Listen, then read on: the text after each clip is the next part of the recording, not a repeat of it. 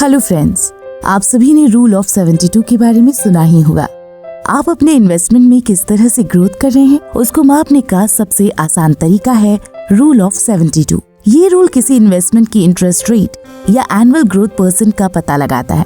For example, अगर आपको अपनी सेविंग पर 40% इंटरेस्ट मिलता है तो आपका पैसा 1 साल 2 महीने में दुगना हो जाएगा। अगर आपके शेयर की प्राइस हर साल 5% बढ़ रही है तो इसका मतलब है कि आपके पैसे को दुगना होने में 4 साल 4 महीने लग जाएंगे। अगर ये 20% की रेट से बढ़ रही है तो इसे दुगना होने में 3 साल 6 महीने लगेंगे। रूल 72 बस ये है कि आप 72 में से इंटरेस्ट रेट या प्रॉफिट के % को डिवाइड कर दें। इससे आपको ये पता चल जाएगा कि आपका पैसा कितने सालों में दुगना हो जाएगा। पिछले कुछ सालों में जो इकोनॉमिक बूम आया है उसमें कई फाइनेंशियल प्लानर और इन्वेस्टमेंट एडवाइजर रूल 72 का प्रचार कर रहे थे। मेरा एक दोस्त मुझे बता रहा था कि उसका पोर्टफोलियो हर 5 साल में दुगना हो रहा है। मैंने उससे पूछा कि ऐसा कैसे है, क्योंकि वो तो सिर्फ 3 साल से इन्वेस्ट कर रहा है। इस पर उसका जवाब था क्योंकि उसने जिस म्यूचुअल फंड में इन्वेस्ट किया है उसने पिछले 2 साल से 5% एवरेज प्रॉफिट दिया है। वो एक्साइटमेंट में मुझे इसी म्यूचुअल फंड में इन्वेस्ट करने की एडवाइस दे रहा था,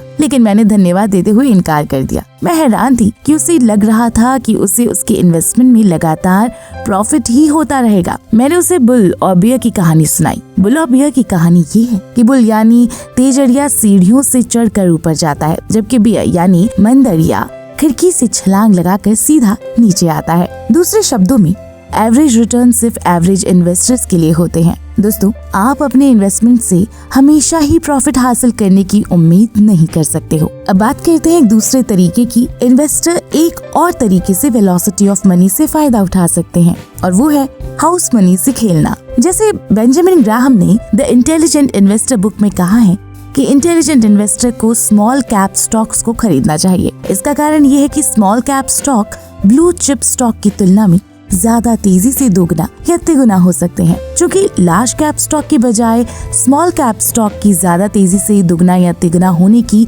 ज्यादा पॉसिबिलिटी होती है, इसलिए बाजार की सिचुएशन सही होने पर हाउस मनी से खेलना ज्यादा आसान होता है। हाउस मनी को एग्जाम्पल से समझते हैं। मान ले आप 5 रुपए प्राइस पर प्रति शेयर में किसी कंपनी के 5000 शेयर खरीदते हैं। अब आपने बाजार में 25,000 रुपए लगा दिए हैं। बाजार आप पर मेहरबान हो जाता है और 1 साल से भी कम टाइम में कंपनी के शेयर का प्राइस 10 रुपए पर शेयर हो जाता है। अब आपके शेयर्स का बाजार भाव 50,000 रुपए है। ग्रीडी इन्वेस्टर ये कहेगा, बाजार ऊपर जाता रहेगा इसलिए मैं इसे रोक कर रखूंगा। दोस्तों, एक बार फिर बाजार में कदम रखने से पहले ही बाहर निकलने की स्ट्रैटेजी बना लेना जरूरी है। रोक कर रखने और अपना पैसा पार्क करने के बजाय अपनी वेलोसिटी ऑफ मनी को बढ़ाने का एक तरीका ये है कि आप 25,000 रुपए के शेयर बेच दें। इस तरह आपके पास अब भी 25,000 रुपए के शेयर बचे हैं। हालांकि अब ये आधे हो चुके हैं और आपका पैसा आपके पास लौट आया है। बचे हुए शेयर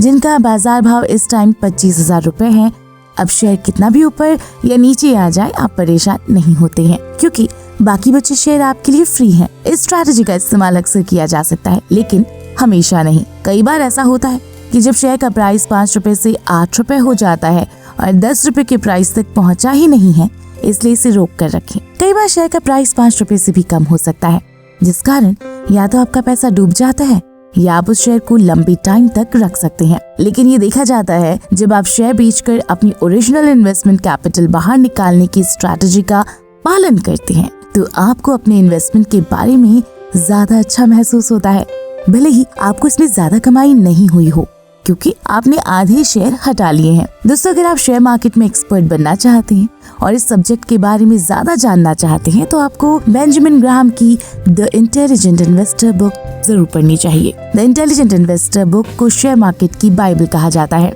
इस बुक के बारे में वॉरेन बफे कहते हैं, मैंने 1950 में द इंटेलिजेंट इन्वेस्टर बुक का पहला एडिशन पढ़ा जब मैं 19 साल का था। ये इन्वेस्ट के बारे में अब तक की सबसे अच्छी बुक थी। मुझे अभी भी लगता है कि ये इन्वेस्टिंग पर लिखी गई सबसे अच्छी किताब है। लेकिन इस किताब के साथ बड़ी प्रॉब्लम ये है कि ये किताब केवल अंग्रेजी में ही है और 623 पेजों के साथ इसे पढ़ना आम आदमी के लिए बहुत मुश्किल है। दोस्तों, अगर आपको ये बुक हिंदी में चाहिए तो आप इसे कुकू FM पर ऑडियो फॉर्मेट में सुन सकते हैं। कुकू FM पर इस बुक के 13 एपिसोड्स है। दोस्तों, कुकू FM पर नॉन फिक्शन बुक समरी की एक ह्यूज लाइब्रेरी आपको मिल जाएगी। जिससे आप डिफरेंट टॉपिक्स के बारे में बहुत कुछ सीख सकते हैं, और वो भी हर रोज केवल 1 रुपए से भी कम खर्च करके। इसका मतलब है कि आप जितने पैसों में एक बुक खरीदेंगे, उससे आधे पैसों में तो आप पूरे साल सैकड़ों बुक्स के ऑडियो सुन लेंगे। है ना फायदा का सौदा। साथ ही कुकू FM आपके लिए वैलेंटाइंस डे ऑफर लेकर आया है। आपको बस इस वीडियो के डिस्क्रिप्शन में दिए लिंक पर जाना है और सेल्फ लव 50 इस कूपन कोड को अप्लाई करना है और आपको एनुअल सब्सक्रिप्शन पर 50% डिस्काउंट मिलेगा। लेकिन दोस्तों जल्दी कीजिए, क्योंकि ये ऑफर 15 फरवरी 2022 तक ही वैलिड है। प्ले स्टोर पर +4.5 रेटिंग के साथ कुकू FM अभी इंडिया का लीडिंग ऑडियो बुक प्लेटफॉर्म बन गया है। तो अभी कुकू FM ऐप डाउनलोड कीजिए और बुक्स पढ़ने के बदले ऑडियो बुक सुनकर अपना टाइम, एफर्ट और मनी तीनों ही सेव कीजिए। दोस्तों अब वीडियो में आगे बढ़ते हैं। दोस्तों ये समझ नहीं आता कि लोग इन्वेस्टमेंट में पैसा गंवाने के बाद रोते क्यों हैं। वे तब तो नहीं रोते जब वे किराने की दुकान पर जाकर पैसा खर्च करते हैं जो उनके पास लौट कर नहीं आता है। वे तब भी नहीं रोते हैं जब वे कोई कार खरीदते हैं और फिर उसे बेचने पर घाटा उठाते हैं। तो इन्वेस्ट करना क्यों अलग है? आपने अक्सर कुछ लोगों से ये सुना होगा, आपको तब तक कोई नुकसान नहीं होता जब तक कि आप शेयर बेच नहीं देते हैं। जब भी आप इस तरह की बातें सुनते हैं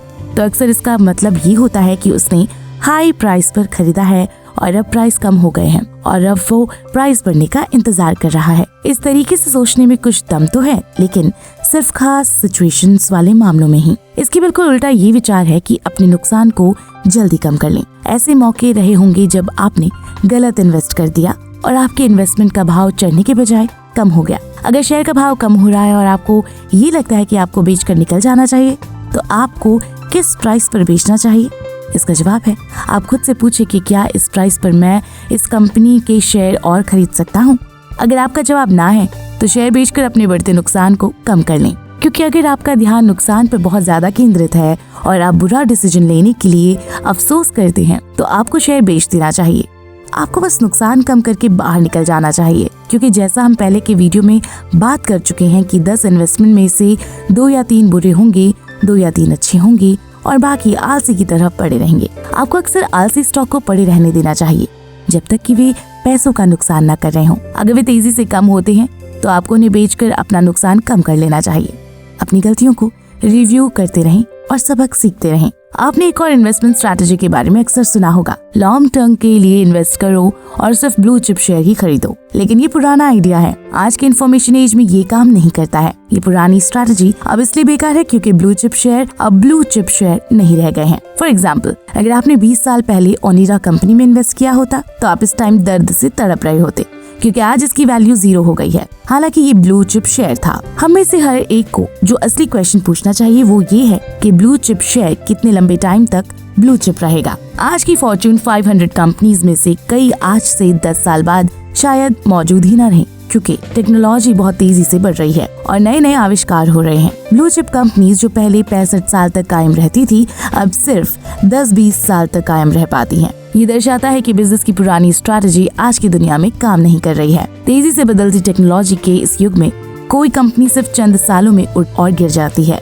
चेंज की इस तेज स्पीड के कारण हम सभी को ज्यादा अलर्ट रहना चाहिए और अपने पैसे को मूवेबल बनाने पर फोकस करना चाहिए, बजाय इसके कि हम इसे पार्क करके छोड़ दें और बाजार के हमेशा चढ़ते रहने का इंतजार करें। खरीदो, रोक कर रखो और प्रार्थना करो कि स्ट्रैटेजी औसत निवेशक के लिए ठीक है, लेकिन ये उस व्यक्ति के लिए ज्यादा अच्छी स्ट्रैटेजी नहीं है जो जवानी में ही अमीर बनकर रिटायर होना चाहता है। तो बाकी की बातें टू बी कंटिन्यूड। ये बातें मैंने आपको retire young retire rich book से बताई हैं। आप ये बुक डिस्क्रिप्शन में जाकर खरीद सकते हो और अगर आप इसी बुक पर अगला पार्ट देखना चाहते हैं तो मुझे कमेंट करके जरूर बताएं। दोस्तों वीडियो पसंद आया तो लाइक का बटन जरूर दबा दें।